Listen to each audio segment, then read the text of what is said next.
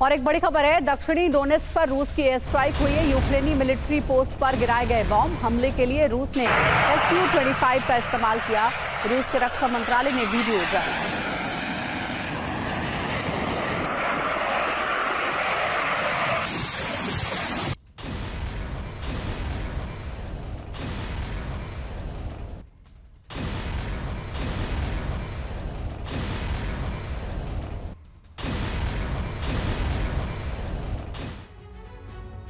चीन और ईरान के बाद अमेरिका के खिलाफ पुतिन के अभियान का अगला पार्टनर नॉर्थ कोरिया है। पिछले साल सितंबर में किम जोंग ने मॉस्को का दौरा किया था और पुतिन की दोस्ती की कसौटी पर किम इस कदर खरे उतरे कि अब रूसी राष्ट्रपति खुद नॉर्थ कोरिया पहुंचे। एक बेहद शक्तिशाली देश के राष्ट्रपति नॉर्थ कोरिया जैसे छोटे से देश के दौरे पर हैं, तो इसकी कई वजह भी हैं। यूक्रेन युद्ध में नॉर्थ कोरिया से मिली मदद के बदले पुतिन किम जोंग को बहुत कुछ देना चाहते हैं। पुतिन नॉर्थ कोरिया को इतना शक्तिशाली बनाना चाहते हैं कि भविष्य में अमेरिका के लिए ये देश एक बड़ी चुनौती साबित हो सके।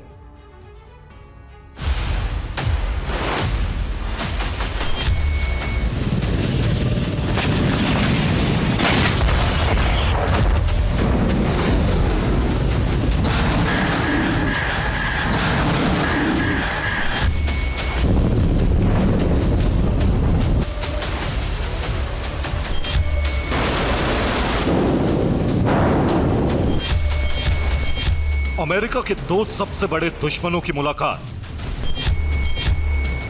समझौतों की ऐसी सीरीज जो अमेरिका के लिए सबसे अधिक घातक साबित हो सकती है।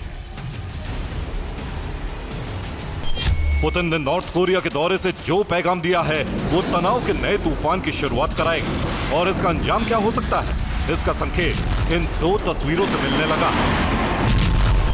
प्रशांत महासागर की ये दो तस्वीरें देखिए। एक तरफ रूस के युद्धपोत यहां युद्धाभ्यास के लिए पहुंच चुके हैं, तो दूसरी तरफ अमेरिका के B-2 बॉम्बर्स ने उड़ान भरी।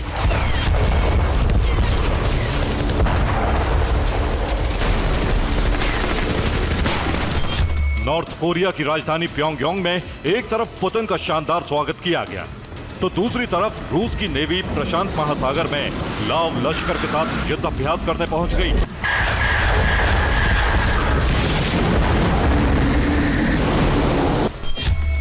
पुतिन और किम जोंग की यह मुलाकात बेहद अहम साबित हो सकती है, क्योंकि 24 साल बाद पुतिन नॉर्थ कोरिया के दौरे पर गए हैं। 9 महीने पहले किम जोंग ने मॉस्को की यात्रा की थी।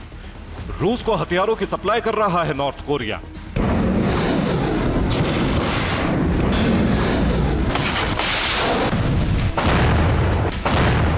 ये 24 साल पहले की तस्वीरें हैं, जब राष्ट्रपति पुतिन ने नॉर्थ कोरिया की यात्रा की थी।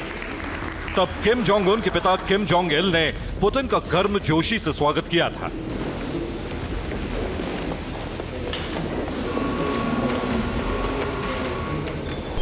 रूस और नॉर्थ कोरिया के बीच तब से दोस्ती की जो शुरुआत हुई थी, उससे सबसे अधिक मजबूती यूक्रेन युद्ध को मिली।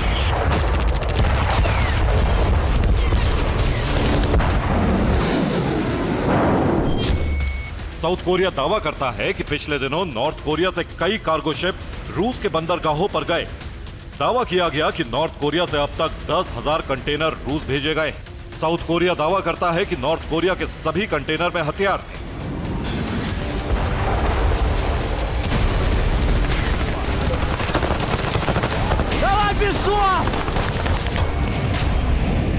यूक्रेन भी दावा करता है कि रूस के हमलों के बाद मिसाइलों के मलबों की जांच में इस बात के सबूत मिले कि रूस नॉर्थ कोरिया की मिसाइलों का इस्तेमाल कर रहा है।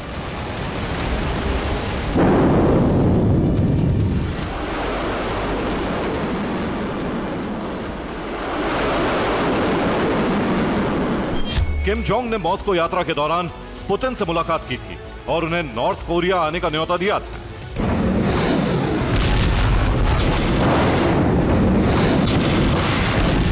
पुतिन के लिए भी प्योंगयांग का दौरा महज औपचारिकता नहीं, बल्कि उनकी रणनीति का एक हिस्सा है। रिपोर्ट्स के मुताबिक दोनों देशों के बीच बैलिस्टिक तकनीक पर समझौता हो सकता है। परमाणु परीक्षण को लेकर भी रूस से नई डील हो सकती है। लेकिन अब सबसे अहम नॉर्थ कोरिया में रूसी सेना के बेस को बनाने को लेकर होने वाला समझौता है।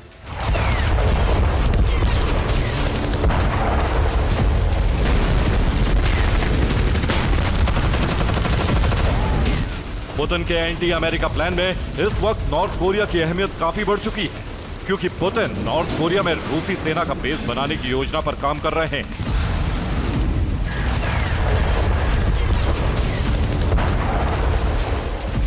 सिर्फ इतना ही नहीं, रूस नॉर्थ कोरिया में न्यूक्लियर वॉरहेड्स और न्यूक्लियर फोर्स की भी तैनाती कर सकता है।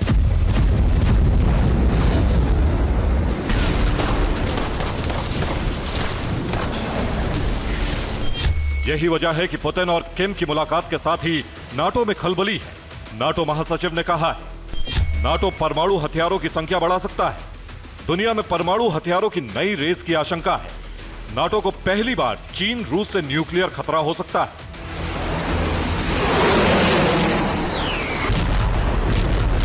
नाटो अब रूस और चीन को एक बड़े खतरे के तौर पर देख रहा है। यही वजह है कि नाटो महासचिव न्यूक्लियर तैनाती को बढ़ाना जरूरी बता रहे हैं।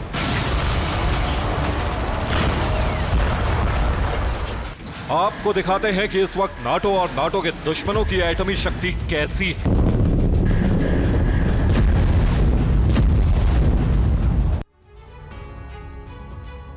अमेरिका के 3 दुश्मनों की बात करें तो रूस के पास सबसे अधिक 5,977 न्यूक्लियर वॉरहेड्स हैं। चीन पर स्थिति बहुत साफ नहीं है, लेकिन माना जाता है कि चीन के पास 350 परमाणु हथियार हैं। नॉर्थ कोरिया के पास भी 20 परमाणु वॉरहेड है। और साथ ही बताया जा रहा है कि जो रिसर्च इंस्टीट्यूट है, Stockholm international peace research institute के जनवरी 2024 के डेटा के मुताबिक अमेरिका के पास 3,708 न्यूक्लियर वॉरहेड हैं।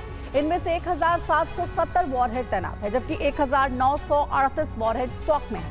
अमेरिका के 1,336 न्यूक्लियर वॉरहेड को अब रिटायर्ड मान लिया गया है।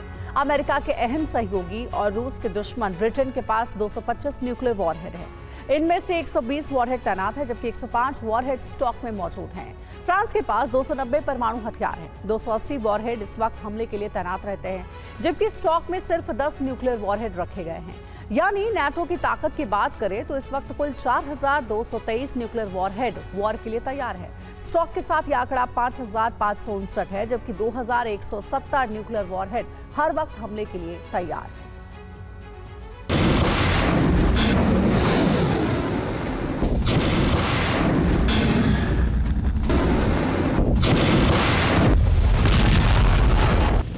दावा किया जाता है कि बेलारूस में पुतिन नाटो पर दबाव बनाने के लिए ही न्यूक्लियर वॉरहेड की तैनाती की।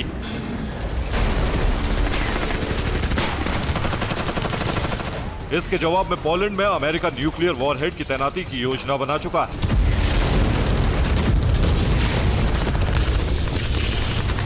कुछ रिपोर्ट्स में दावा किया गया है कि पोलैंड में एटम बम पहुंचा भी दिए गए हैं।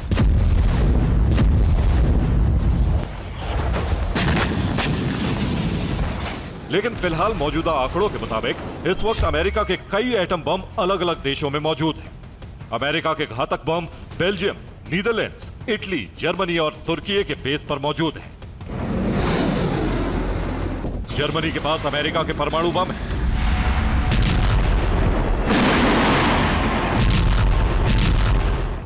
इन्हें गिराने के लिए जर्मनी ने अमेरिकी F-35 फाइटर जेट खरीदकर अपनी ताकत को और बढ़ा लिया है।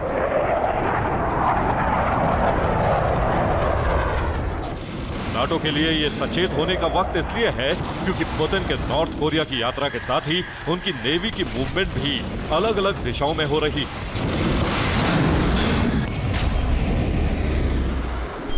रूस की परमाणु पनडुब्बी हवाना की खाड़ी से रवाना हो चुकी है। इसके साथ ही रूसी फ्रिगेट एडमिरल गोर्चकोव भी उस इलाके से निकल चुका है। इस फ्लीट की अगली तैनाती क्या है, इसका भी खुलासा नहीं किया गया है।